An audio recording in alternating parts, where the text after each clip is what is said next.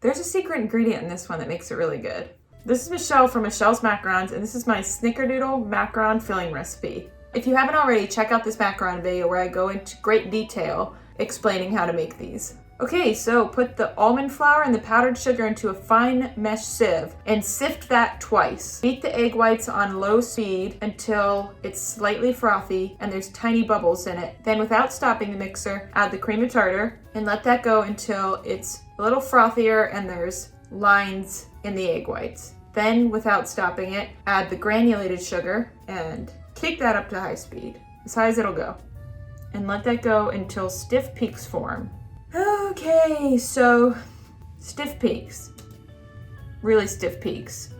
It should clump up in the whisk attachment. Yeah, that looks good. Sift a third of the powdered sugar and almond flour mixture and fold it 10 times. Then sift another third and fold 10 more times. Then sift the last third and fold it 20 more times. Okay, now keep folding until the batter will ribbon off the spatula. And you don't want to fold it too many times or the macarons won't develop feet when you bake them and they'll be real flat. If you want more details on how many times to fold it, go to this recipe. Don't even start watching this until you've seen that recipe. Then after you've folded about 10 more times, test it by taking some of the batter on the spatula and letting it ribbon down into the batter. Then once it's ready, pour it into a piping bag and pipe it out onto, I like a slip mat, but do whatever you want. Some people like parchment. My frequently asked question videos, I talk about whether I like parchment or slip mat. Oh, now you sprinkle on the cinnamon sugar mixture. This really adds a nice crunchiness to the outside. And sprinkle that on there and slam the tray down a little better than that. Slam it a couple times, pretty hard. Okay, then let those dry for 20 to 30 to 60 to 70 to 80 to 90 minutes. And you'll know they're ready when you can lightly run your finger across them and it doesn't stick to your finger. Once again, you can look at this video and I talk about that. Now, while they're drying, you're gonna melt the white chocolate before you start making the rest of the filling because you need to let this cool a little bit so it doesn't melt the butter. So measure that out. Okay, melted, good. Now you're gonna add the butter, then the powdered sugar, and the heavy cream.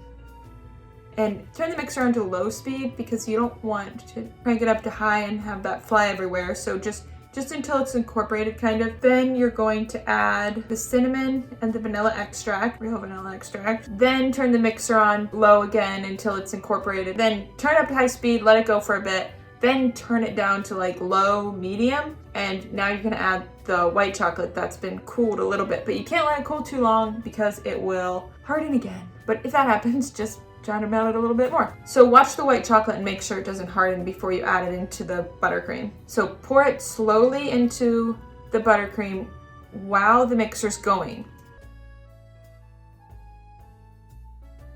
Because you don't want to hit the cool buttercream mixture and harden too quickly. So you want it to be mixing on a low, medium, low speed so that it's really mixing it in there while you're pouring. I'm so bad at explaining things. Why did I think a video would be a good idea?